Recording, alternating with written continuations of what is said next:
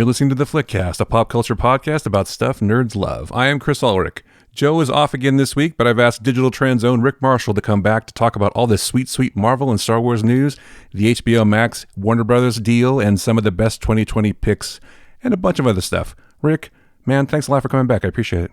It is always great to be on here. I love chatting with you. Well, that's very kind of you. Even if it's not true, it sounded sincere, so that's good. I appreciate it, man. So we should dive right in. There's a ton of stuff that came out, and I know that on last week's show, I mean, you probably don't know this necessarily unless you listen, but on our show last week, we mentioned a lot of the stuff that came out, the Marvel and Star Wars stuff. We didn't get a chance to get into it too much, but the thing I wanted to start with, if it's okay with you, is to talk about this whole idea that HBO Max and Warner Brothers have this thing where they basically, we're going to release all of our movies that were slated for the theaters next year, and we're going to release them on HBO Max. So I imagine that was a surprise to some people. Maybe it was a surprise to you. I don't know. But it seems like a pretty big deal and a significant step. What do you think about all that? Oh, it's huge. It's absolutely huge. And I think it took a lot of people by surprise, judging by the reactions out there. And unfortunately, it took a lot of people, I think, who might be even involved with some of the movies, like on the creative side, on the background side, by surprise as well, judging by the responses from some of the directors and producers and filmmakers out there. But you know what? I am a huge fan of this idea. I love it. I know that Christopher Nolan and I probably don't agree at all about it, but I really love this idea. I think it's a smart move. It's a bold move, and I hope that it's a signal of things to come. Do you think, I mean, it was weird. I feel like it was kind of weird the way they sort of dropped the news. And I feel like, and this is probably true, that some of the filmmakers didn't even know it was coming. Like the director of Dune, for example, seemed to like totally taken by surprise. I always get his name wrong, so I try not to say it, but I don't want to butcher it. But he seems quite angry too. But Nolan, I think, is just, he likes the theater, which makes sense. Not the theater, but I mean movies in the theater. Well, maybe he likes the theater too. And also apparently he likes Fast and the Furious movies. So that's another subject. But do you think the way they did it was cool? Because it seemed like it was not, people are sort of angry about that too. I think that maybe the way that it was handled was probably not the best from a business standpoint, but I don't pretend to be a insider in the business and financial and sort of that side of things. So I don't know how it could have been handled better, but I know that Patty Jenkins and Gal Gadot and the Wonder Woman 1984 team seemed to be very pleased with how things were settled when that announcement was made about Wonder Woman 1984. They seem to have had some, forewarning about it and seem to have reached some sort of agreement ahead of time, and they don't seem to be upset about it. But it sounds, you're right, like some of the folks who were involved in some of the films that had been pushed to 2021 and from 2020 to 2021 and so on, and now find themselves in a situation where their movies are headed to streaming, were kind of blindsided by it. And that's probably not great from a business sense, but you know what? That's an issue that I think that, Warner Brothers legal team is really going to need to figure out if they want to make this work. But I think just from an audience side, I think it's a great move for Warner Brothers and HBO Max. But yeah, they definitely need to figure out some sort of way to make this work on the financial and back end side. Well, yeah, I mean, how long can they sit on these movies? They can't sit on them indefinitely. They got to get out there somehow. I mean, it's not like they're not going to be in the theaters. They are going to be in the theaters, right? It's going to be a certain window in HBO Max. I'm still sort of unclear about the details exactly. Is it just HBO Max first, or is it HBO Max and theatrical first, or how does it work? They're doing same-day releases on both HBO Max and in theaters. And what they're also doing is they're sort of changing the windows when something will be available on, the home entertainment market, whether it's Blu-ray or that sort of thing. They're changing all the windows around when something goes from theater to Blu-ray to streaming, and how long it will be on streaming as a premiere.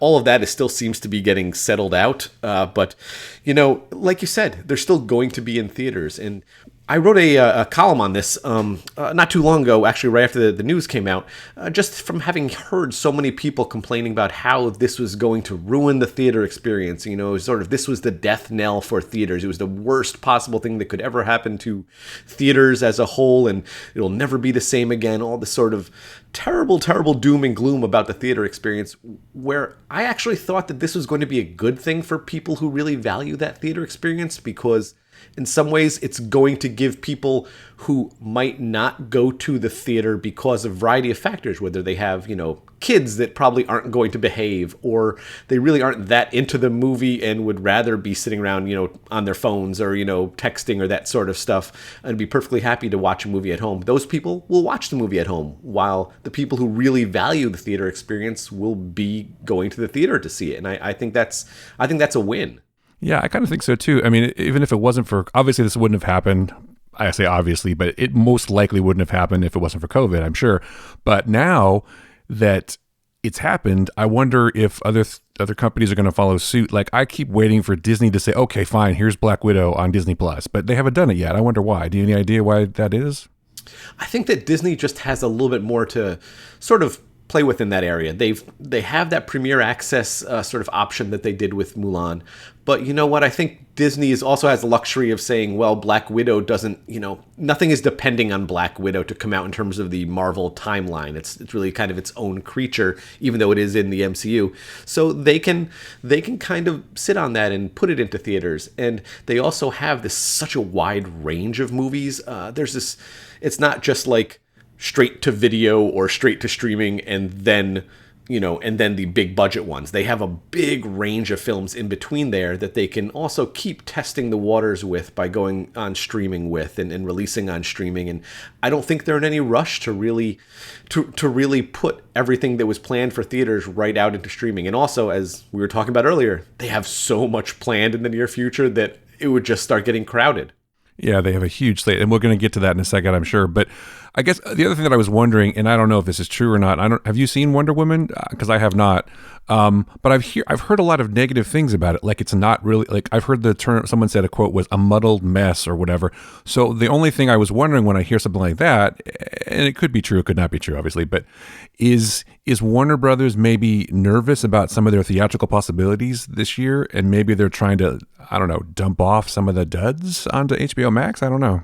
Well, Wonder Woman I have not seen yet. I'm actually seeing it on Tuesday, and I'll have a review up just a day or two before it hits HBO Max. But I don't think that's the case, because some of those films hitting in 2021 are massive movies. I'm still shocked that they're headed to HBO Max, because they also don't feel like HBO Max movies. Like Dune. Dune, yeah, exactly. Yeah. That was the big one. I'm like, what? Dune? Are you kidding? Yeah. I was shocked about that. But again, still in the theater, so I might wait for that one. But you were saying, go ahead, sorry. No, and I think that's what it is, that I think that these movies are massive, and I don't think they're trying to dump anything that they are concerned about. I really think that they just sort of pulled the trigger on something without maybe thinking through some of the angles on it they were going to have. And I think they're just trying to force the issue with Disney and with, the way movies are handled. I think they're really just trying to force the issue and just get it started and sort of create this scenario that we can then get acclimated to and then wonder why we ever thought it should be any different. Well, yeah, I mean, just because the thing is been the way it is doesn't mean it has to be that way forever. But I think that they could just as easily change their minds in a year or two. They could say, well, from now on, we're going to go back to the way it was before. We're not going to do this anymore. But I think they're trying to build HBO Max into something too. They have a lot of money invested in that, and they got to pay for all the Zack Snyder reshoots of every movie that he's ever made. So that's got to be, that's got to cost a few bucks. But I don't think this is, like you, I agree with you. I don't think this is the death of movie theaters. What might happen, at least in my opinion, maybe, is that movie theaters will be more of a niche kind of thing. It's like, if you want to go to the theater, it's still going to be there, but maybe in a smaller way. I don't know that the big multiplex is going to survive. Maybe it will, maybe it won't. But just like if you want to buy a paperback book, or if you want to buy a record, or if you want to buy anything, people still buy cassette tapes, for God's sake, or CDs, So I'm not saying it's going to be that sort of specialty, but it might be a situation of, well, these kind of theaters exist, more art house theaters or whatever, or smaller venues, and you can go and see movies there. But a lot of people are going to watch stuff at home, or they're going to watch it on, I mean, people watch it on their phones now. They're not going to watch Dune. I'm not going to watch Dune on a phone, but somebody might, I mean, it's crazy. But oh yeah, exactly. Do you think, I think they're also kind of desperate to make HBO Max successful, and they really need HBO Max to work. And thus far, it has not been a great launch for that one. I really like HBO Max, but it is overpriced. It was a terrible launch, and they really need it to work. They have a lot riding on HBO Max, so I think this is also, if anything, that's the desperation play here, is that they just really need people to sign up for HBO Max. Well, yeah, they're not getting nearly the numbers as Disney Plus. Disney Plus is blowing up pretty big. So, and I think a lot of that has to do with Mando, but I don't know if it's just that. But that is a great show, though. I'm still loving that. Hey, it helps to have all of Marvel and Star Wars and Pixar and Yeah. all of those things in one place. That doesn't And hurt. also know that they're not leaving, which is one of the weird things. You know, HBO Max just has a lot of issues that make it sort of a weird play at the moment. They're still figuring things out. So, you know, they have movies that are leaving there left and right. I just realized the other day that the entire Harry Potter franchise isn't available on any streaming, like any streaming service. Yeah, it was there at launch, right? But now it's gone because they don't own it, right? So They own it, but it was there for 30 days, but then it went to Peacock for a while, and then you're right, it it is Warner disappeared Bros., yeah. again. And now it's disappeared for a while, I think until sometime in 2021 when they might be allowed to have it again somewhere. I don't know, but it's weird because they own the Harry Potter franchise. It's a Warner Brothers franchise. So yeah, you're right. It was. I'm sorry. Yeah. Yeah, and so there's a lot of weird things at play there, and they really need HBO Max to work. So I think if anything, that's what's at play here is just them being desperate to make HBO Max a thing. Well, I hope it works. I like it too. I think there's a lot of good, diverse stuff on there. But yeah, it is weird. It's like Netflix. You know, you find something good on there, and then it's gone in a week, or whatever. Or series come and go on Hulu or whatever. The rights issues about all this stuff is very complicated, and I don't know.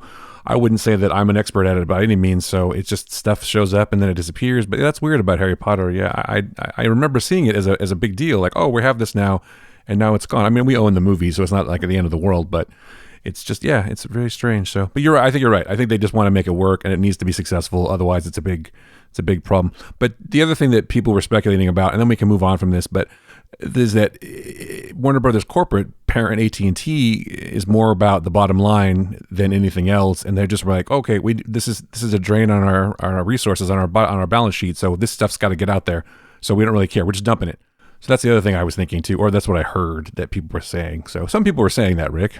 I'm sure there's that is a big part of things because those are some massive expenditures for the movie making arm of that, you know, that company and such. Because Dune, I mean, the Matrix movies, Dune, all of those projects are massive. Yeah. So yeah, they've got to do something with them. So I'm sure that's part of it.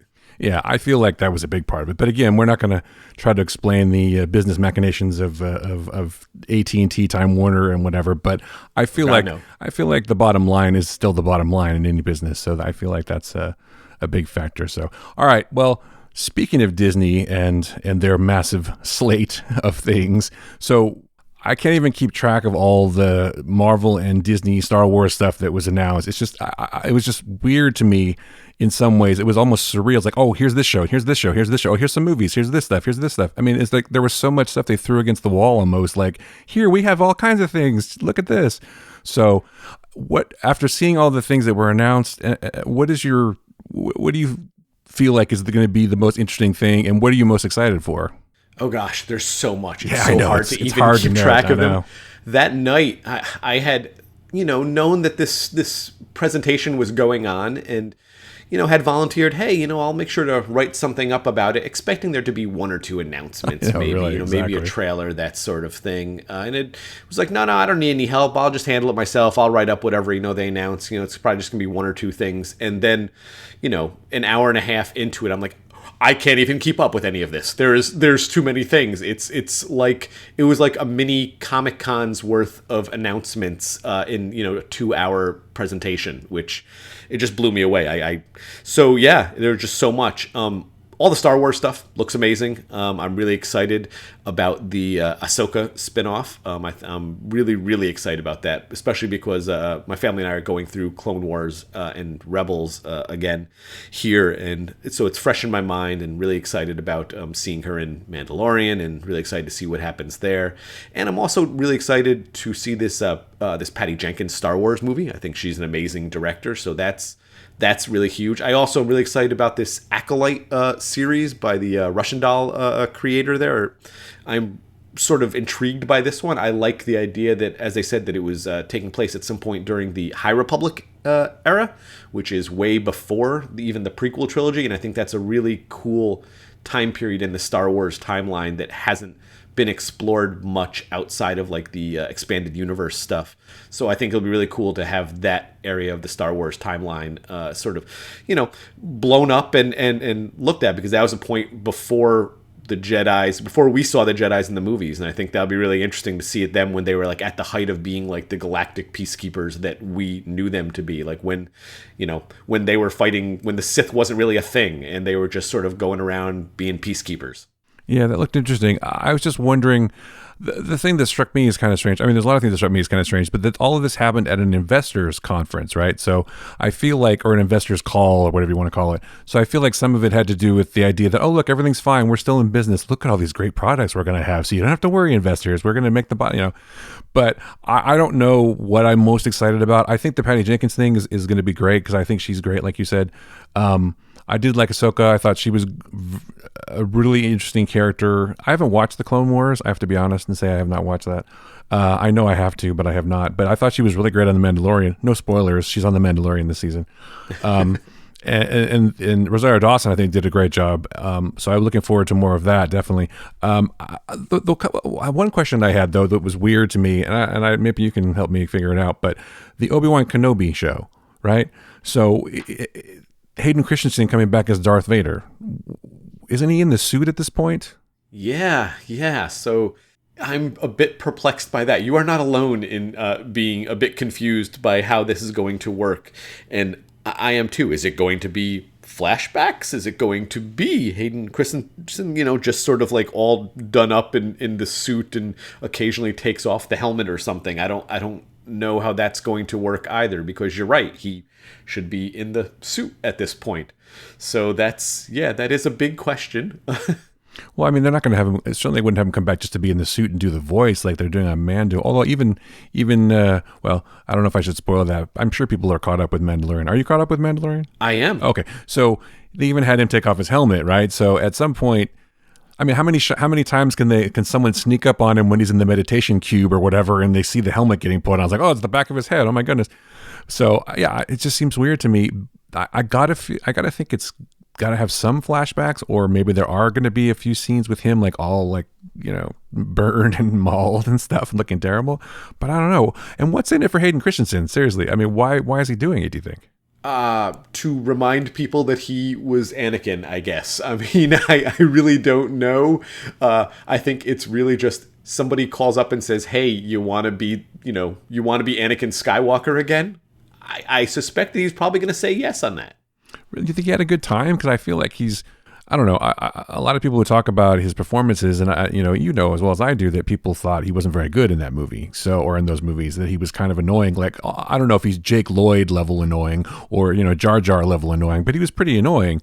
A lot of people didn't praise his performance. So I wonder if he wants to come back now that other people are in charge and maybe prove himself. Say, hey, look, I am a good actor. I don't know. Yeah, I think you're onto something there, and I think that also we're going through this period right now where everyone is sort of experiencing this sort of career renaissance, like everything old is new again, and we suddenly have this new appreciation for things that maybe we didn't appreciate as much the first time it was on. I mean, look at all of the reboots and revivals, and actors coming back. We're like, oh wow, this actor is suddenly awesome again, or suddenly awesome for the first time. That's happening a lot, and so I think it's actually a smart move for him, no matter how they sort of plan to do this, to come back in this very prominent role, and remind people, A, that he was this character, and B, take the opportunity to maybe do some sort of damage control on what people think of him when they think of him and this character. Yeah, I mean, he has been good in some other things, like in that movie. Absolutely. Yeah, Shattered Glass, he was really good in that. I mean, and if we're being honest, what exactly is he working on? He was probably available. I hate to say it like that, but yes. So, yeah, I think you're right. I think he just wants to rehabilitate his image a little bit. And why wouldn't you come back and play Darth Vader? I mean, why not, right? You're not doing anything else. It's like, oh, that sounds like fun. And I think I'll do that. And maybe he's... maybe there's going to be a young Darth Vader series or something. Who knows? But I don't know. It's like the same thing with Rosario Dawson. It's like, you play this character in The Mandalorian and we'll give you your own show. Hey, look at that. So, yeah, I mean, that's. I think it's a smart move, and it's intriguing, and everyone is really, really sort of perplexed by it. But we're all talking about it, and that's another reason to do it. Yeah, that's true. That's true. I'm still waiting to see what happens on the day we're recording this. Tomorrow will be the season finale of Mando, and I want to see what happens with that. I'm looking forward to it. Just on a non sequitur, that's one of the shows that I love this year, as I'm sure many people did. But so, anything else in the Star Wars sort of things that are coming out that struck you as more interesting than others, or any other kind of? Oh, I like the fact that. Oh, no, I was thinking of a Star Wars movie. We'll get to that in a second. Oh, no, that is right. That Taika Waititi is doing a Star Wars movie. Yes, that was pretty much the one other big thing for me is the confirmation that he is still doing that movie, that is still in the works, that is still happening.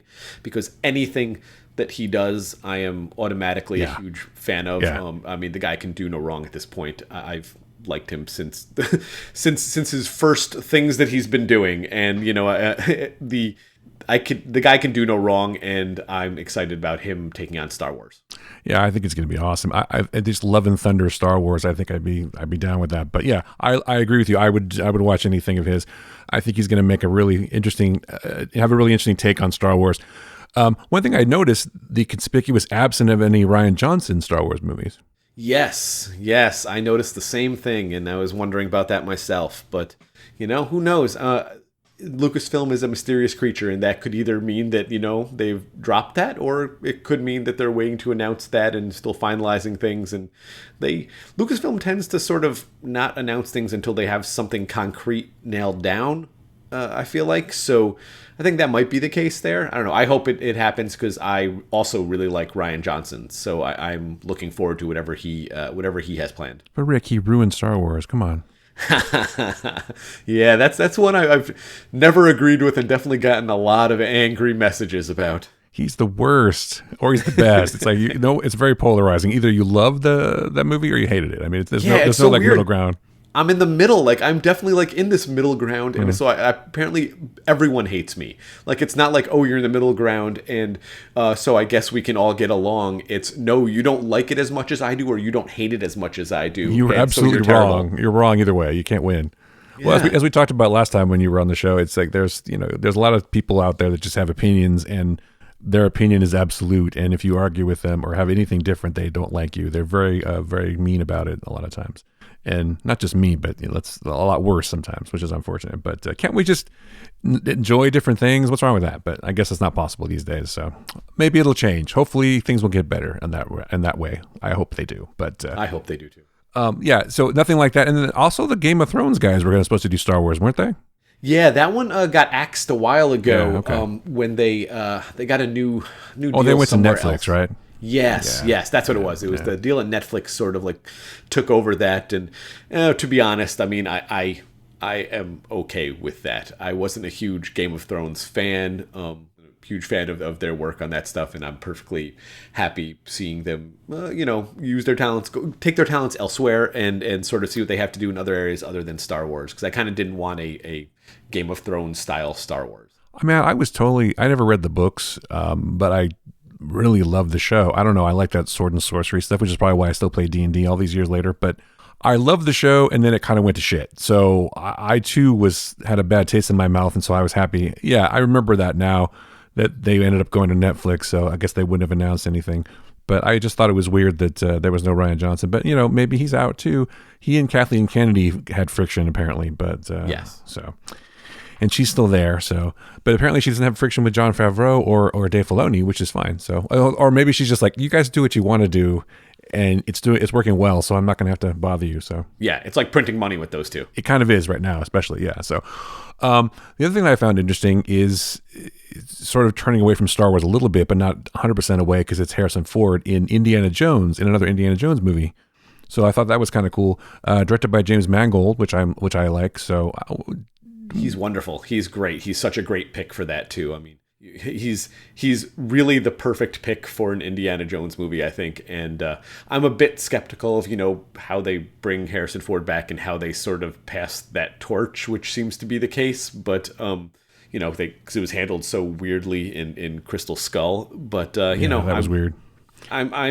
I always give them benefit of the doubt with this stuff, because some of these things have worked really, really well, and it's a franchise that I like. Yeah, me too. I think Harrison Ford probably. I mean, I hate to say it, but I feel like he's doing this one so he can also kill off Indiana Jones too, like he did with Han Solo. It's like, you know what, I'll only come back if I can die in this one and pass the torch. So I saw a theory online that someone, or not a theory, but an idea for a pitch for the last movie. I can't remember who put it up there on Twitter, I think it was, but he was saying that Short Round should take over for Indy. I would love that. I would love that too, but Short Round should be played by John Cho, though, not the guy who played him originally. That was the pitch anyway. I thought that was pretty good because why not? I mean, Short Round, Indy adopts him, and he raises him as his own son, and like a perfect person to pass him off to. It's not going to be Mutt, obviously, because Mutt's not going to come back, especially with all the more recent Shia LaBeouf news. But I love that idea. I do too. I think it would be great. I don't think it'll happen, but I think it'd be awesome. I have a soft spot for Harrison Ford, and I always will. So, because my favorite Star Wars character is still Han Solo. So I think that he can come on and just sort of hang out and be in the background and just be like an angry old man going, we named the dog Indiana or whatever, and he's fine. And whatever they do to hand off the torch, they should. And then we should do another young Indiana Jones, maybe TV show or something. So who knows? But wow, blast from the past, young Indiana Jones. That was a good show. I liked it. Oh, I remembered. I have great memories of that show. But it's one of those shows that I'm not sure I want to rewatch because I don't know if it'll hold up like years later. But I have really pleasant memories of watching that back in the day. Yeah, I do too. And you're right. I don't know if I want to go back to it and go, oh yeah, this is not as good as I remember. That happens, unfortunately, doesn't it? You see things. Although I've also had the experience that's the opposite, where I go and watch something I sort of was like about or disliked even, and I watch it again now with different eyes as more of a mature adult maybe, and it's not as bad as I thought. Like, I know this is going to shock you, but I don't have as much hatred for Jar Jar as I used to have.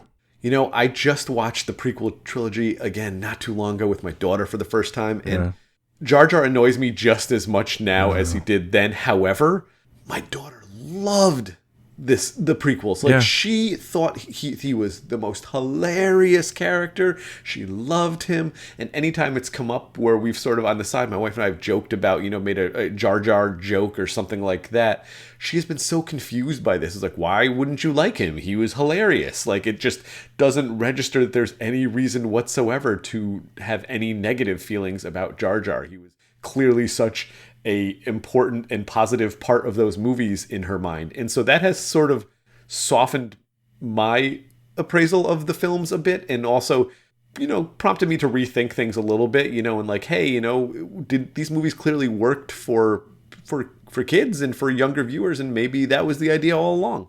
Yeah, I definitely think it was the idea that these are movies for kids. I think George has even basically said that. But that was my other, that's one of my biggest problems with something like Return of the Jedi, where they killed one of my favorite characters just for a burp joke. I'm talking about Boba Fett, of course. So I'm so glad that I'm getting my getting my revenge, man. No, it's I love the fact that the way they brought him back to in Mandalorian, like every time he does anything, he's such a badass. It's like, you know what? F you, George.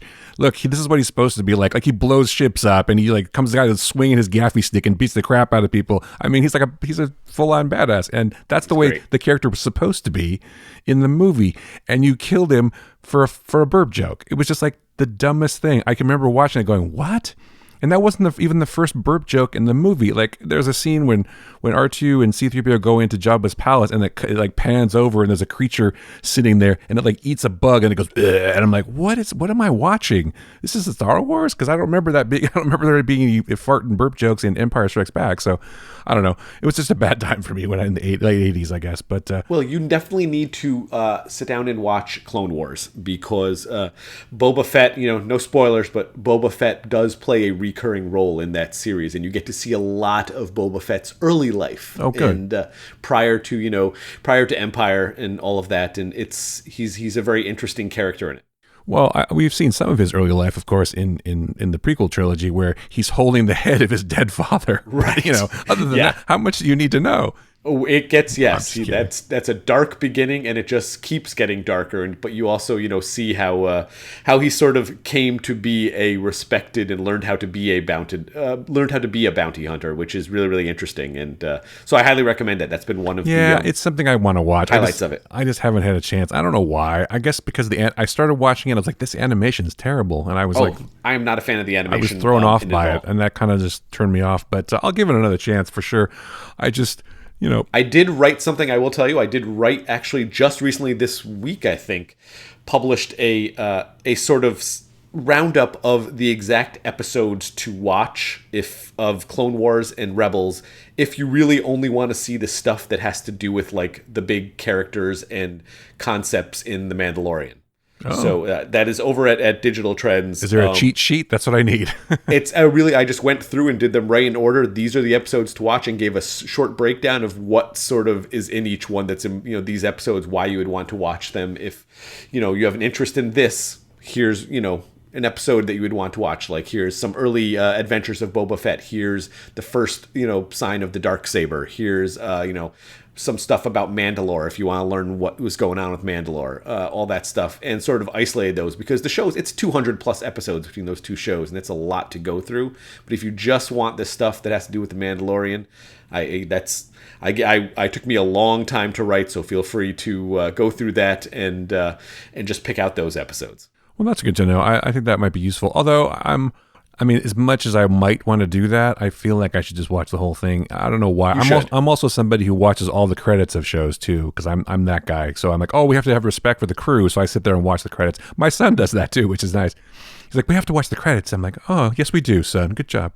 But I'm surprised I'm surprised he can sit still that long, to be honest. But so all right, well, let's Star Wars stuff, but there's also a shit ton of Marvel stuff, but more on the Marvel Disney Plus side because we have the shows that are coming out. So much. Yeah. Originally, it was supposed to be in December, but then now it's going to be, in January? It's going to be... WandaVision. Yes. Yeah, I was having trouble remembering that show. That's funny. WandaVision. Thank you. Such a weird, awkward title for the show, and also just a weird, awkward show from what we've seen. I'm really excited about it because I don't know what the show is about yet, or like what's going on in it, which I kind of love.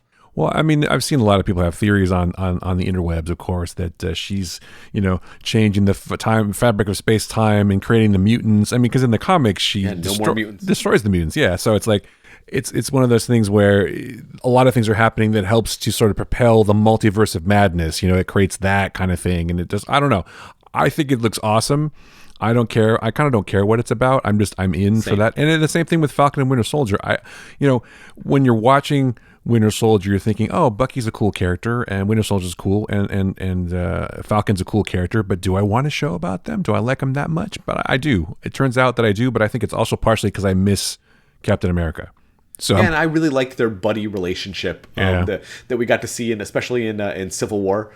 I really liked their sort of dialogue between each other, their relationship to each other. I really like a lot of that stuff, and I think they're going to be great together. And I like the introduction of U.S. Was it U.S. Soldier or U.S. Agent? And that character into it, I think, is going to be kind of cool because it deals with sort of like modern politics and jingoism and things like that, and all the stuff that made that character interesting when he was introduced. And also, I really think Baron Zemo got short shift in the movies before, so I'm really excited to see that character get sort of get a bit more prominent of a role and be explored a bit more in the series.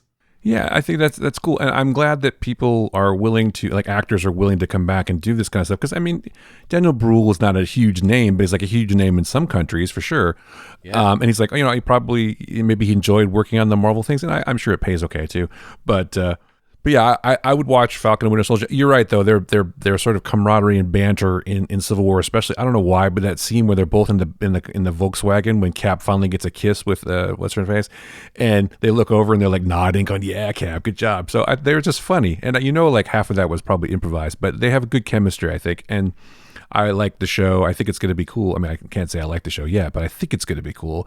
I'll watch, you know what, though? I'm a sucker for Marvel stuff. I'll just watch all of it. It may not be high art, but I don't care. So. Oh, same. I mean, I think they made some great choices, too, in shows. The one that I was the most excited about so far has been Ms. Marvel. I'm extremely excited about. I love the character of Kamala Khan, and I'm so excited to see what they do with her in her own show. And then the news that she will also be in Captain Marvel 2, I think is really exciting.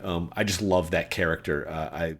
I love the character on my own reading her comics, and then I love also watching my daughter reading some of the comics. She loves this character. She runs around shouting "Embiggen" and playing superhero with her brother, and then it's just playing the Avengers game that just came out.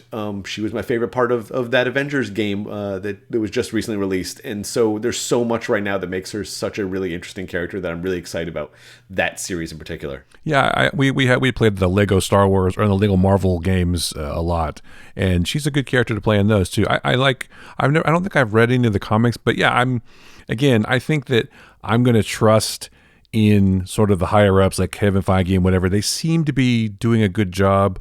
I don't know that there's been a bad Marvel movie yet so far in the last 10 years. I don't know. Maybe Iron Man 3, some people think was weak, or some people have problems with Captain Marvel or whatever, but I think they were all pretty good. And I think me, Thor: The Dark World was probably the weakest out of all of the films that have been made. I think that was the weakest one, but yet still that stands head and shoulders above a whole lot of other films. I still enjoyed it. It's just it wasn't. Yeah, it didn't kind of blow us away. But then of course not Love and Thunder, but Ragnarok. Thank you. Jeez, that took a second. Help me, man. Where's my brain? I used to remember stuff, and now I can't. But anyway, I think that of all the things that were announced, I'm also looking forward to the Loki show. That kind of looks interesting too. I think Tom Hiddleston is a cool actor, and I think he just does such a great job with Loki, and it looks so bonkers like the other show. Yeah, it looks like they're basically saying, just run away with it. Tom Hiddleston, just do things, chew up the scenery all you want, just take these scenes away. And I think that's a brilliant move because he is hypnotizing. I can just sit and watch him doing whatever it is that he does in pretty much any role that I've seen him in. I think he's fascinating. So he's going to carry that show on his shoulders, and he's more than capable of doing so. I wonder about these shows because they're, they seem so cool and so kind of out there a little bit. I wonder if this is like one and done kind of thing. We're going to make these 5 or 6 episodes and that's it. I wonder if, you'll see under Loki season 2 or a Falcon and Winter Soldier season 2. I sort of feel like these are helping to bridge the gap in some way between, we can't have these movies coming out because no one's going to the theater, so we can do them on TV or for Disney Plus. And then that'll lead us back into the theatrical releases because some of this seems like it's stepping stones to, Doctor Strange or whatever, and it's building the whole world for that, and then maybe Fantastic Four or another X-Men movie finally or whatever. So do you get that sense at all, or is it just me? Absolutely. I agree completely. I don't think that we'll have like second seasons of a lot of these things. I think these are, what's the term now they use, a event series? Yeah. I feel like these are all sort of one and done event series that are going to tie somehow into whatever the next big movie is or whatever the next event is in the MCU. I don't see them as being continuing projects like that, both because I can't even imagine the amount of logistical, financial sort of red tape that's involved in, signing someone to an ongoing series. Are these A-list actors? I can't even imagine what that would take. And so that's one reason why. And the other is that just doesn't seem to be the Marvel way. I feel like they like event series that then they can, we've blocked out all of these, and they don't need to keep thinking about the future TV show arcs or what's happening in the TV show at this point, of the movie. Because, as we saw with some of the other things that have happened with the Netflix shows and with Agents of S.H.I.E.L.D. and stuff like that, once the show starts going on for too long, its connection, MCU proper, starts getting thinner and thinner and harder to justify. Yeah, I think that's true. I agree with you. I mean, maybe they'll be hugely popular, though I'm not sure how you could do WandaVision for more than one season because, Vision's dead, for one thing. Although no one really dies in comics, do they? Exactly. But he could come back. She could wish him back. She's got so much power. She could, in theory, just bring him back to life, maybe. Who knows? So, but these just seem like, we need to, have content for Disney Plus because Mandalorian's ending. And then we need to, we can't release these movies when we want to.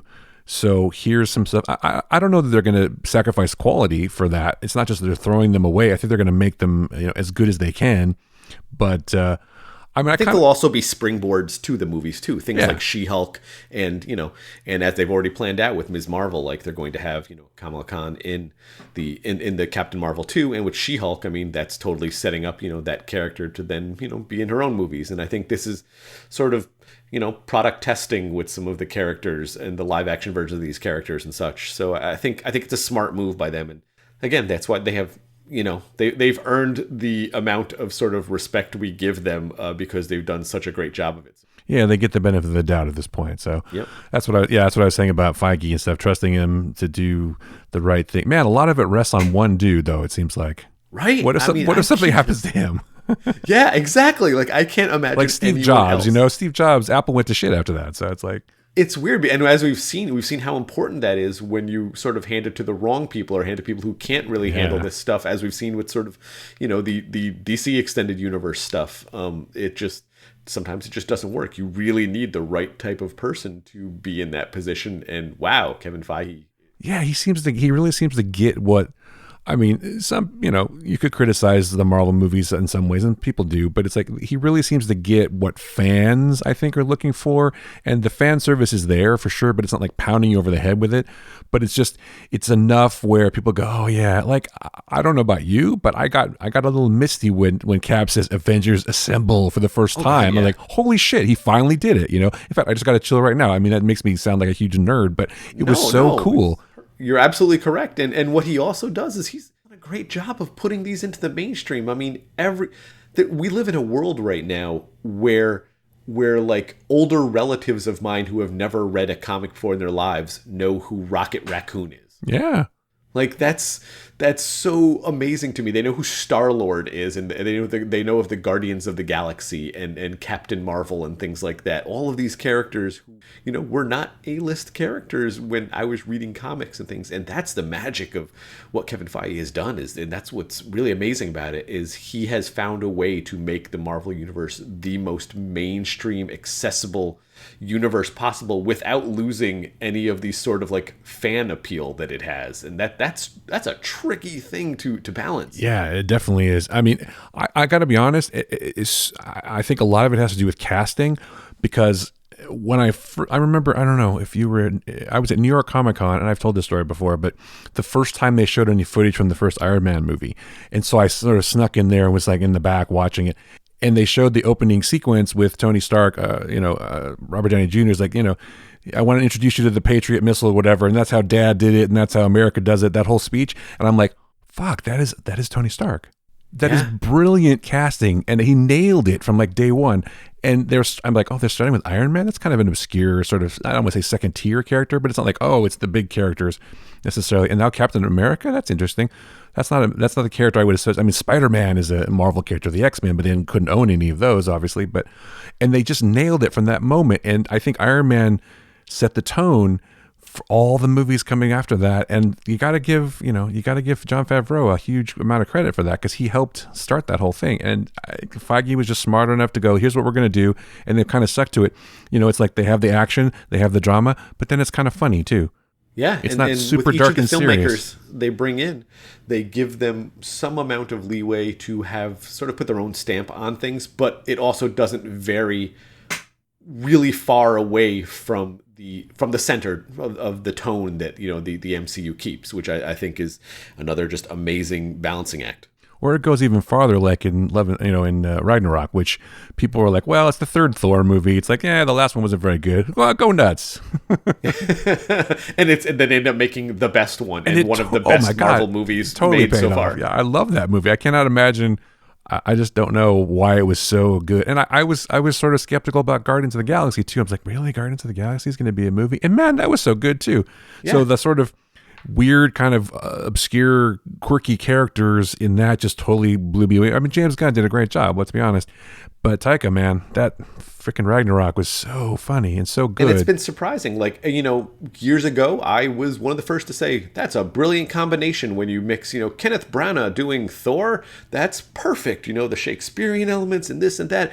But to be honest, like, I didn't love that one nearly as much as I love the really crazy picks that they've had that didn't seem like amazing matches at all, or seemed like very weird matches between characters and filmmakers. And those have been some of my favorite films. So they're clearly seeing things that, I'm not, and that we aren't, because, and making just all the right choices. Well, again, I think that, he was an interesting choice for Thor, Branagh, because you're right, it does seem to make sense. But I think that movie came down to casting again. I mean, Hemsworth, I think, is awesome as Thor. I mean, you could totally picture him as Thor. He works that role perfectly. But also, the supporting cast, too, was amazing in that movie. And, it had to have some gravitas. I think maybe they were worried about how do we get Thor to be taken more seriously. He's a god of thunder. He's got a hammer. He flies around and stuff. So maybe that was. I mean, at least Iron Man is a guy who makes he makes mechanical stuff. He makes missiles. He makes bombs. He makes a suit of armor to go fight. That's more grounded. But this is like a fantasy show basically. So we need a more grounded kind of classically trained director. So I don't know. Who knows what the conversation was? But you're right. It was kind of it was not super like fun. It was a little too serious, and they didn't go any better on the second one. But they certainly did on the third one. So yeah. Absolutely. Definitely. So of all the announcements, your Kamala Khan, Miss Marvel was kind of your favorite, or do you have any other ones that you're super excited about, or was that the biggest one? She-Hulk and Ms. Marvel are, of the Marvel announcements, those are the two I'm looking forward to the most. I also love Tatiana Maslany is pretty much one of my favorite actresses in the business entirely. She's so good, and I cannot wait to see her in anything. Seeing her in She-Hulk, I am super excited about that one, and I just love the character of Kamala Khan, so I'm really excited about Ms. Marvel. And of course, it's all Marvel stuff, so I'm excited about all of the things, but those are the ones that I'm really like, oh wow, these are characters that I really love, or an actress I really love in Marvel movies. Yeah, you want to see what happens with it, definitely. I know I do. The question that I had about She-Hulk is because She-Hulk in the comics works with Matt Murdock.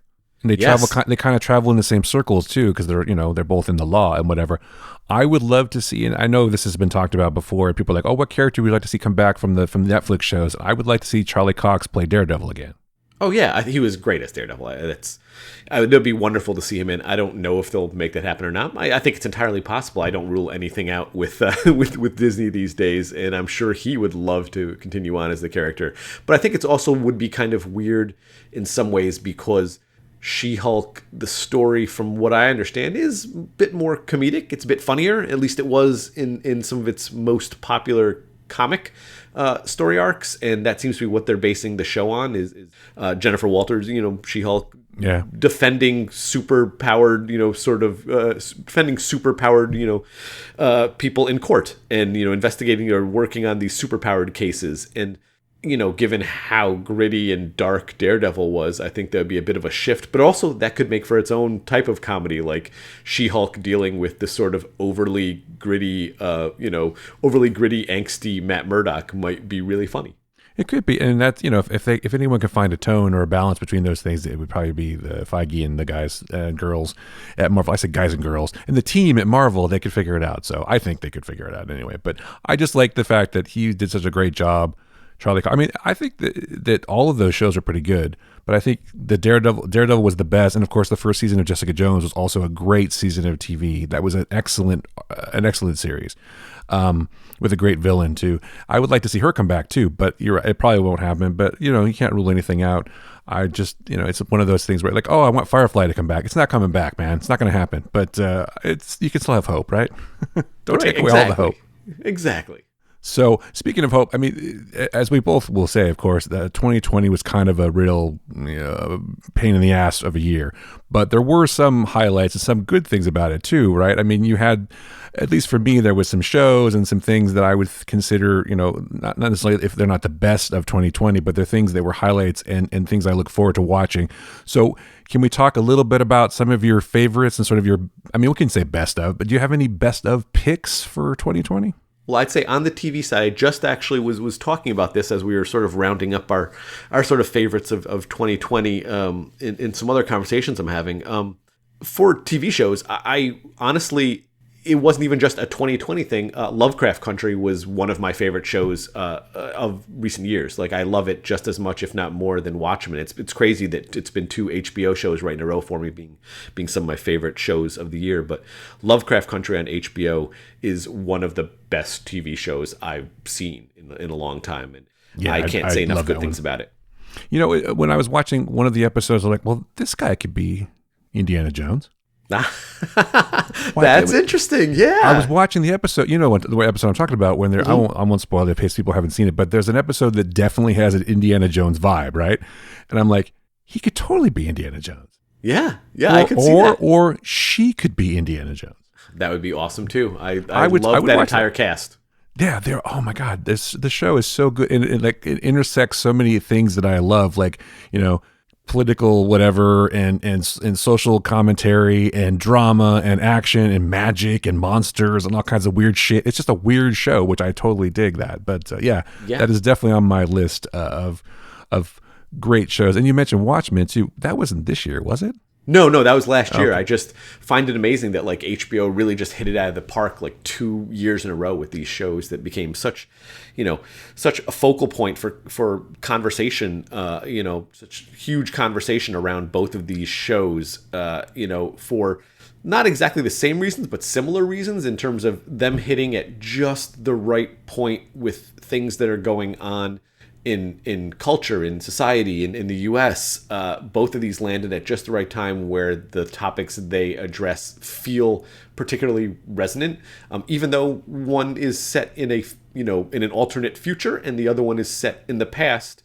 The things that are going on feel resonant and important, and they teach you things about issues that are really important right now. And they both do it in this way that doesn't make it feel like a history lesson or doesn't make it feel like a civics lesson. They have the elements of superhero stuff, or in the case of Lovecraft Country, they have these elements of horror, these really well done horror, the eldritch horrors of H.P. Lovecraft done in a way that really lives up to what any Lovecraft fan probably wants to see, which isn't easy when so much of what Lovecraft's work is like describes things as being so unspeakable that like you can't even describe it because you'll go mad if you just even think about what it looks like.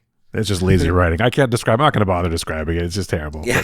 But, I don't want to go into it. But yeah, you're absolutely right. It's just everything about it was just top notch, and that's what I was. I mean, I was kind of a little bit confused about what time of the year it is because this year has been sort of weird. Time has sort of ceased to exist in some ways. So that's why I was like, was Watchmen this year? No, that was last year. When we were going through the best of 2020 lists, I remember thinking, wait a minute, that Tiger King thing was this year?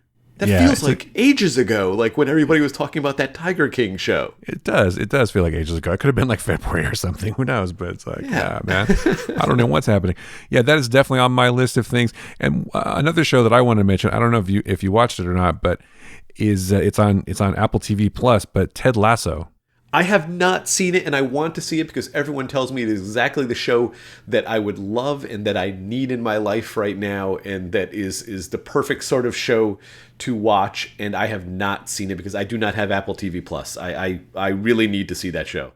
I hope they just release it everywhere, but it is a show that you need to see, and it is a show that you that you need right now. It is.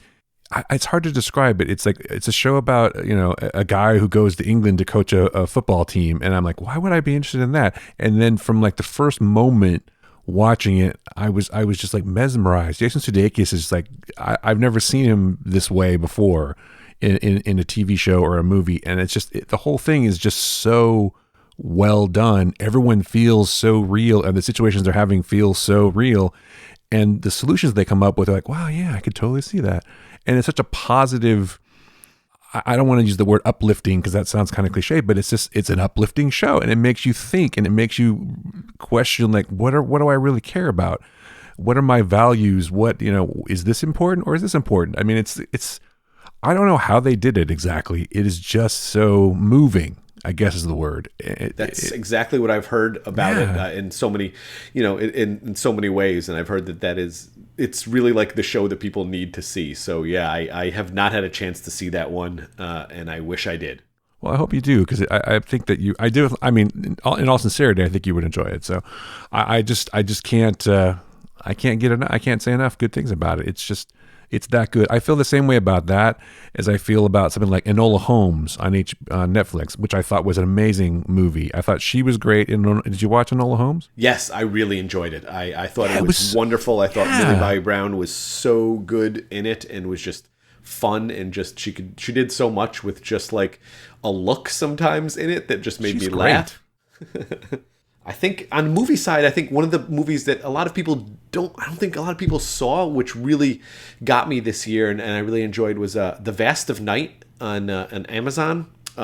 It's a sci-fi film on Amazon. It was released earlier this year, towards the earlier side of this year, and it's really, really interesting. It is a black and white sci-fi film that sort of really plays on the entire old pulp sci-fi, the pulp serials, the old sort of Twilight Zone-y type of shows. It's set in this sort of like early 50s era there, and it's all about this radio station, these people who work at a radio station who come across this weird signal that may or may not have some sort of alien origin and get caught up in this investigation of it that reveals different things going on behind the scenes. And it's the super low budget, no frills, indie-ish type film that just works. Like it kept me excited while I was watching. It kept me really, really tense while I was watching it, but like just wanting to know, but without ever being too scary or anything. I just wanted to know. It was like a really great nostalgic sci-fi film.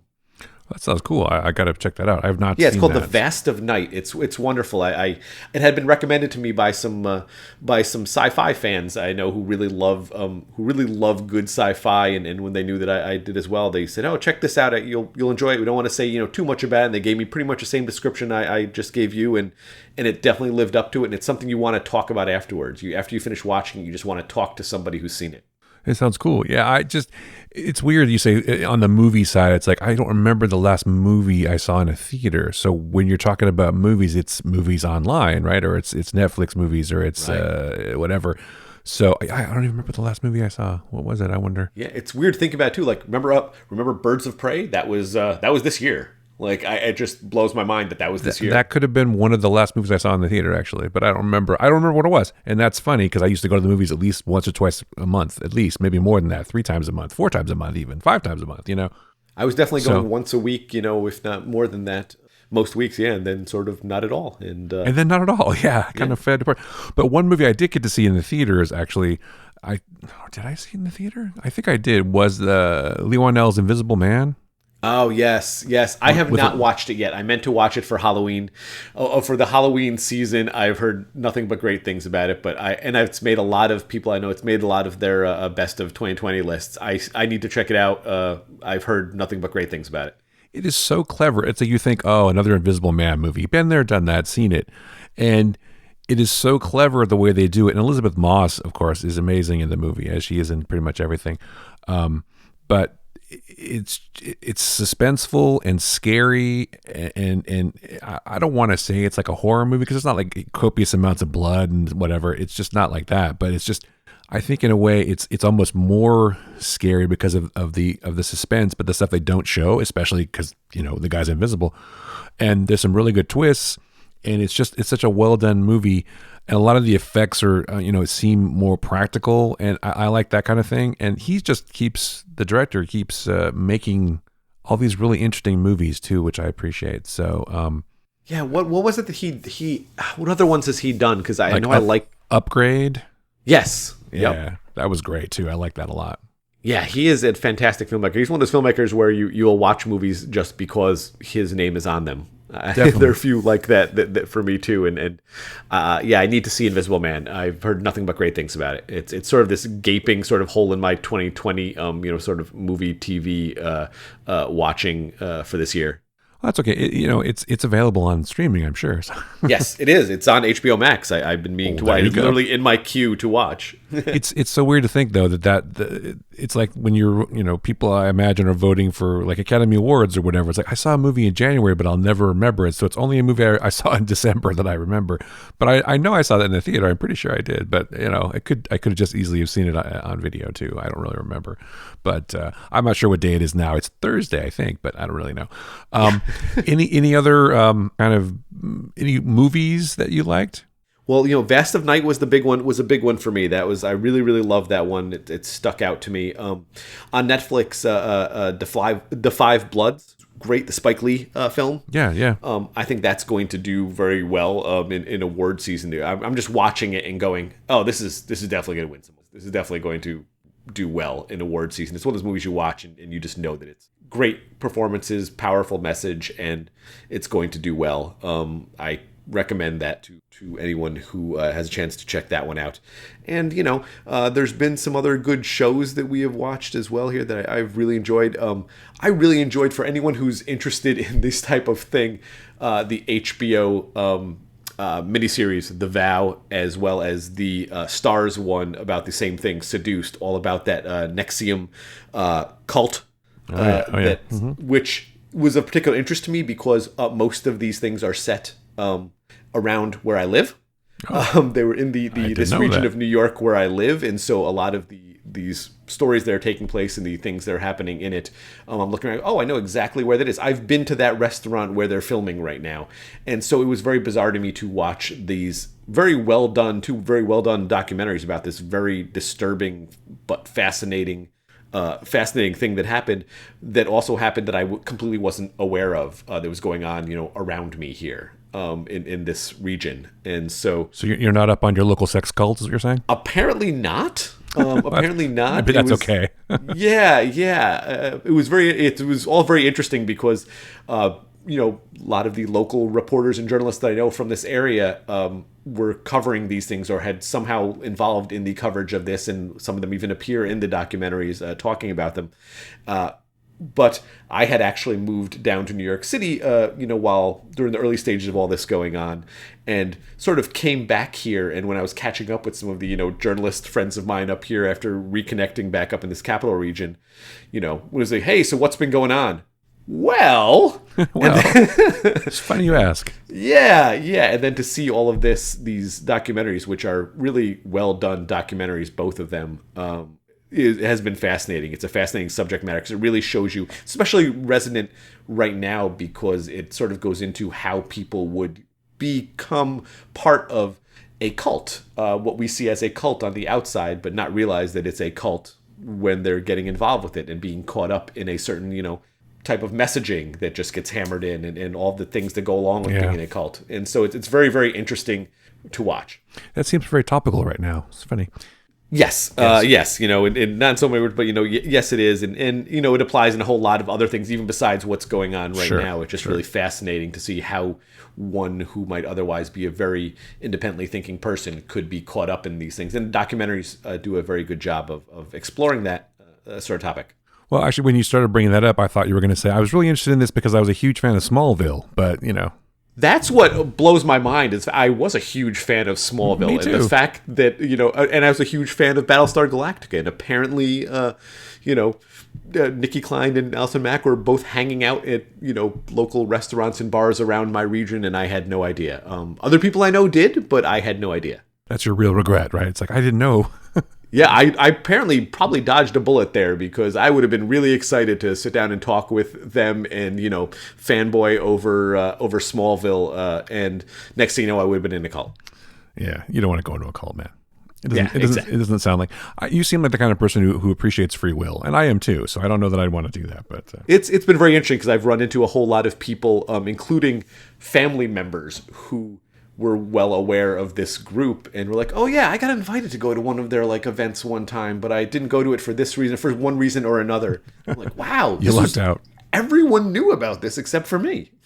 Yeah, I guess I'm not super up on my cults, but when I first heard the name Nexium, I thought, oh, were they talking about the heartburn medicine? That's weird. I don't know what that has to do with anything, but okay. It was just weird for me. But so yeah, I see those documentaries show up, and I'm sort of interested in just an idea of why do people do this to themselves, or why do they get involved in this. I've watched a couple of, about the Branch Davidians. I watched a Jim Jones thing, not Jim Jones, but that was the other guy. That was Koresh, the Branch Davidians. The other one was Jim Jones. Anyway, it doesn't matter. But I've watched a couple of other shows about cults, and it always fascinated me that people are just like, oh, you're right. We'll just just take our money and do this, and we'll do whatever you say. And these guys are not what you would consider attractive most of the time. I mean, maybe Koresh was in some peripheral way, but like Jim Jones, some old fat dude. It's like, why am I following this guy? And why is he, why are these women just like giving, I don't get it. I guess I don't have that personality that, wants to be in a cult, I guess. So maybe, I don't know, but they were fascinating to watch. And it was interesting because, especially with the Nexium documentaries, a lot of people in it were all in Hollywood, and we're all in the filmmaking industry. And so that was particularly interesting because you just, how do they get involved in this, and how did they balance that with what we know to be fairly successful careers, like, because we knew things that they, you and I were watching things that they were in or doing at that point without any realization that all this was going on in the background. So it was really interesting to watch and sort of get that perspective on how all of this happened. And I highly recommend both of them. It's The Vow on HBO and Seduced on Starz were the two that we watched. But I mean, you can explain it because Hollywood's full of wackos. So they're like, another cult. That's, what is it, a Tuesday? So what? I'll go to Scientology on Wednesday, and I'll go to Kabbalah on Thursday, and I'll go to yoga on Friday, and then I'll go to Nexium on Saturday. It's like, who knows? Fair point. Yeah. So, but it was always interesting to me to hear that people, in these, like in this one in particular, were like, yeah, you know what? I'm going to move to, Albany, New York, and go there from LA. Like, they're in LA and they have this great career and they're in these great shows. But you know what? I'm going to move to Albany, New York, and live there, and, to join this cult and make myself a better person. And to see that happen was just fascinating to me. In like a house with 20 other people and just sleep on the floor. That sounds great. Yeah. So, for me, the other thing I wanted to mention, one of my favorite shows, actually there's two, I would be remiss if I didn't mention Queen's Gambit, which fascinating. Yes. I'm a chess nerd, so it especially was interesting to me. And I'm like, wow, they're making chess interesting. That's cool, because most people don't find it interesting. But I thought it was great. And Anya Taylor-Joy, amazing in the show. She's amazing. Everybody was good. And it's just, it was so well done. I kind of like, oh, another limited show. I really want more Queen's Gambit. Like, I want more, another Enola Holmes movie, or I want more Ted Lasso, and I want more Lovecraft Country, because I don't know if that's even going to get a second season. It's like all these things that are so good, they just yank it away. Like High Fidelity on Hulu. I thought Zoe Kravitz was amazing in that show, and I love that show. And they're like, we're not going to make any more. I'm like, F you, Hulu. What the hell? Well, sort of on that subject. Take stuff away, man. On that very subject, one thing they've done right was, did you see any of Kipo and the Age of Wonder Beasts on Netflix? No, you mentioned that before. I have not. So they put out 3 seasons of that. In all 3 seasons, the entire series, in 1 year, all came out in 2020.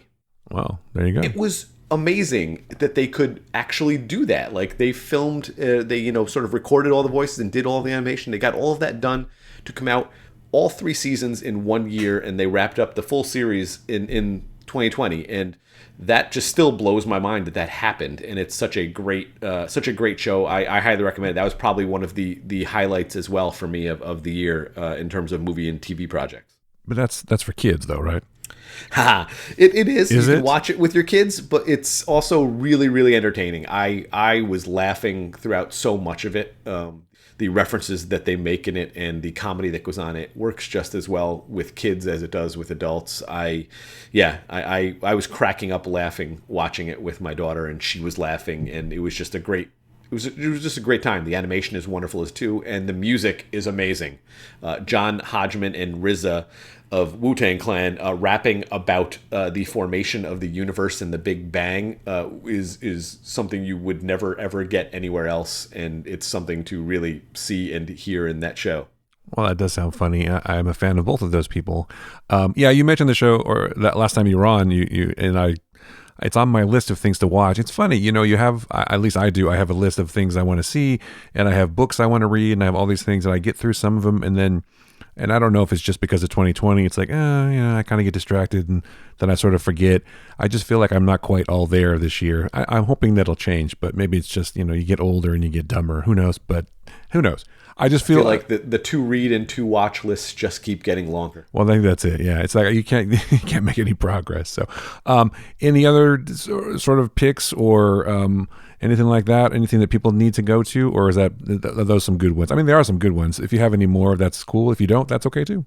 No, that's pretty much the things that really stuck out to me this year. When I was going over a lot of the 2020 releases, those were sort of the projects that really came to mind for me as being my favorites of the year. Okay, yeah, the only other thing I wanted to mention, and I know we've talked about this before on this episode, but I feel like earlier during the COVID situation and everything, I was like, what do we have to look forward to? And then I heard that Disney was going to do was going to release the 2nd season of Mandalorian, and I said to myself, well, that's good. Now we have something to look forward to. And the show, I feel like, has delivered a lot. So that would be another pick of mine.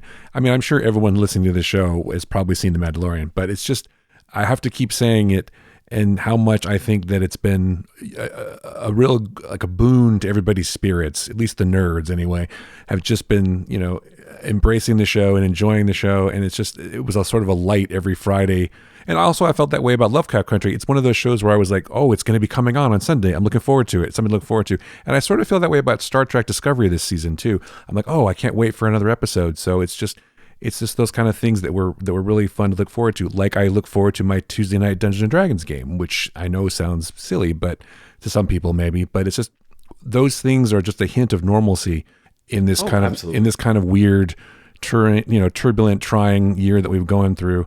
And maybe they wouldn't have resonated as much if all of this other shit wasn't going on. Maybe they would have, but I'm glad that they're there, and I'm happy that I was able to, have things to look forward to. And I will recommend all this shit if anybody ever asks. So, oh yeah, I felt sort of empty and weird after Lovecraft Country ended for the season. I was kind of like, oh, well, now what am I gonna do on this day? Like what? It's weird. I don't have that thing to look forward to at the end, and it seems weird to say it, but it's definitely something where I sort of timed my weeks by and things. Like it was always this thing that was coming up, and Mandalorian has definitely been that as well. Looking forward to Friday. I usually watch it early Friday morning so I can write about it, and then I watch it again on Friday night with my wife on the bigger screen here, and I watch it twice every week and enjoy it just as much both times. Yeah, me too. I'm gonna watch it.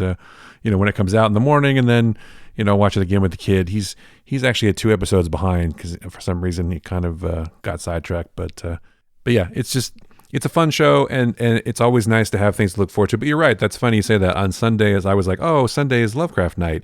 And then now it's gone. And I did feel that kind of like, what's next? And they didn't really have anything to sort of plug in to my Sunday time slot.